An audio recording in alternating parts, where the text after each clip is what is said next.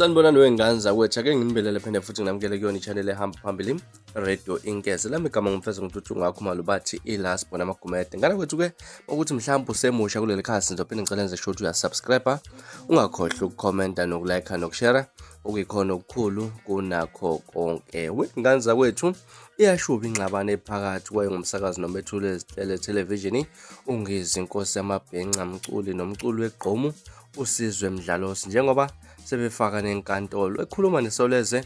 uSizwe uthe usethatha isinqumo sokumbopha uNgizwe emuva kokumchapha ngezihlamba okubala kuzo ukuthi uyisitabani, okuyigama okuthiwa ngalo umuntu onobudlelwano nobulili obufana nobakho. uSizwe uthe-ke umenzi wathatha uNgizwe izinyathelo zomthetho ukuthi izihlamba amchapha ngazo azisaphazamisi umoya wakhe kuphela, kodwa-ke seziphazamisa ukubo nomuzi wakhe, akugcini futhi nalapha phazamisa nomsebenzi wakhe.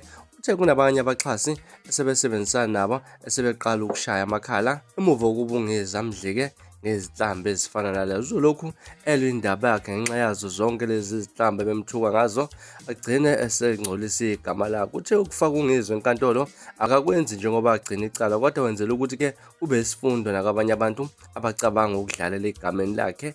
Wenzela ukuthi nanoma ubani odlalela egameni lakhe azi ukuthi umthetho uzebhekana naye. Kusho ngoba lento iphazamisa igama likaSizwe Mdlalosi, igama likaSizwe Mdlalosi udla ngale. Sephethe uSizwe uthe akanandaba noma kugcine kuyini uNgizwe, kodwa-ke uzobe sesifundisile isifundo. uNgizwe uthe azilime zetsheni ngoba akasoze axolisele iqiniso kuSizwe ngoba uyena uSizwe wathi ubutabani uyabulingisa kanti indunu seyijwayele lapha. Uchaza ukuthi-ke uqhubeke namagama alumelayo, wathi uSizwe kufanele aphume aphele njengembewu yamazambane odabeni lukaThamara. Okuhlukene imibono ngaye enkundleni yokuxhumana uTikTok, noma ngahlangana nabafazi usho ivoice note kaNgizwe sephendula ngayo uSizwe efaka namanye amagama angalungele ukubhalwa ephepheni. Indaba isuso ukugxeka uSizwe uThamara ezinkundleni zokuxhumana ezikhwele zidelike kubantu besifazane kakhulukazi abanezingane. uThamara unyathele emsileni kubantu abaningi okubala kubona uSomizi Mhlongo